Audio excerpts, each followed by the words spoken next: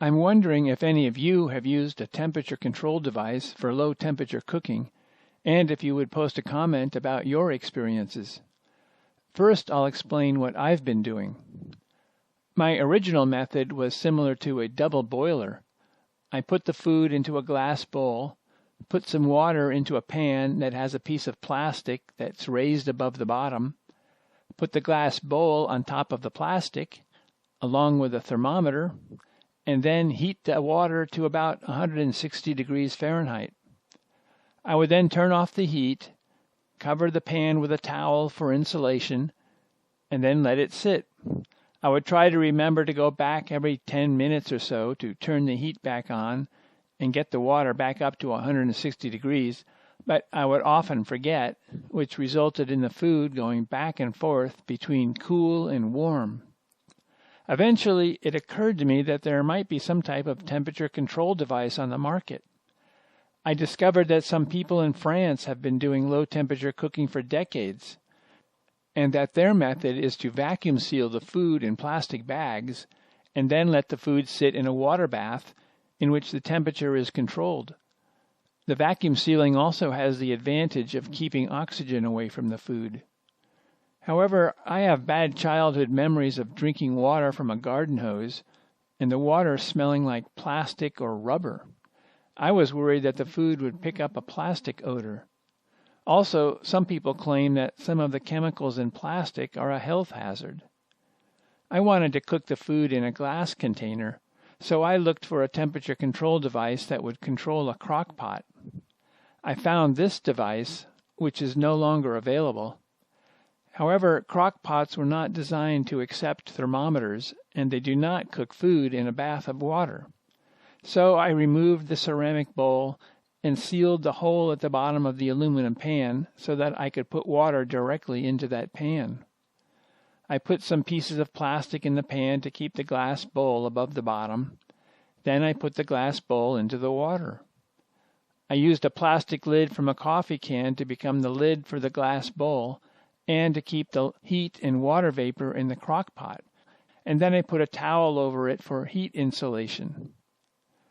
The pan is made of aluminum, so I assumed it would resist corrosion from warm water, but to my amazement, after a few years I noticed a few small drops of water were dribbling out.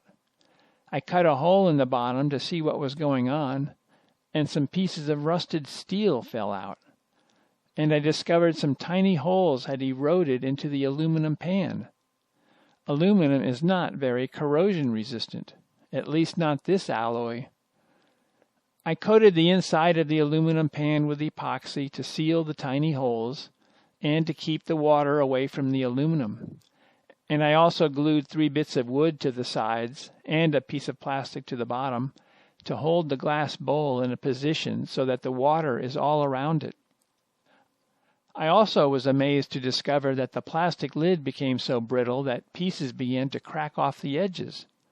I had assumed that plastic could handle such low temperatures. So I made a lid out of a thick piece of foam that was intended for insulating houses. The small hole along the edge is for the thermometer.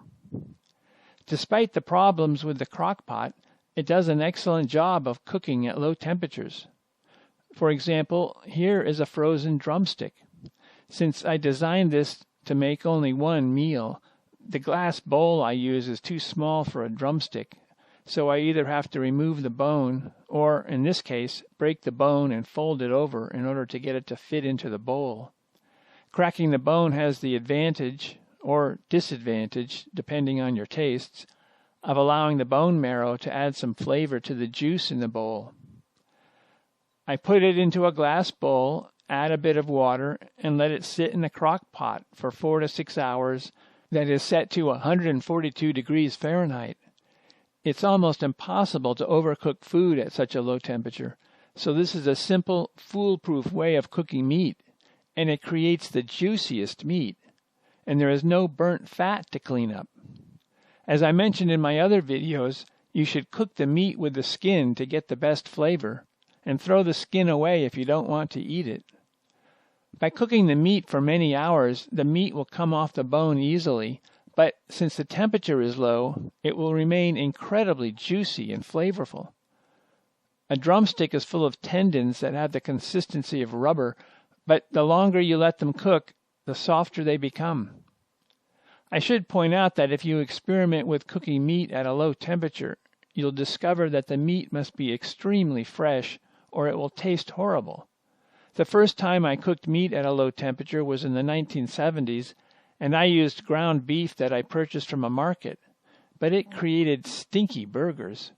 The older the meat is, the stronger and more unpleasant its odor will be, and that will cause you to want to mask the stench by frying it at a high temperature, or barbecuing it, or drenching it in cheese, sauces, or spices. If you can find meat that is truly fresh, the low temperatures will produce meat that is so flavorful that sauces and spices are optional, and you need less of the sauces and spices because they will be used only to create variety in your meals rather than to mask the stench of stinky meat. Unfortunately, it is very difficult to find meat that is fresh because businesses want to sell their oldest meat first. The stores should be required to put the slaughter date of their animal on the package. Costco shows the packaging date, but is that the slaughter date? Also, we cannot determine whether meat is fresh by its color. There are tricks to make meat look fresh, such as feeding vitamin E to cows a few weeks before they are butchered, or exposing the meat to carbon monoxide. Some people have posted complaints on the internet that the low-temperature cooking method creates meat that is ugly and lacks rich flavors, and their reaction is to fry or grill the outside of the meat. Low-temperature cooking produces meat that looks different, but instead of judging food by its visual appearance, judge it by its flavor, nutritional value, and whether it causes digestive troubles. For example, if you were invited to somebody's house for dinner, and there were only 2 pieces of roast beef available, and you had to select between the dry outside portion and the inside portion, which would you choose? Which of those 2 pieces is the best tasting, the most nutritious, and the least likely to cause digestive troubles? It's the inside portion, of course. And with low-temperature cooking, the entire piece of meat will be that inside portion. Another advantage to low-temperature cooking is that you don't fill the house with smoke. The smoke causes microscopic droplets of oil to collect on your walls, furniture, and clothing, and probably your lungs.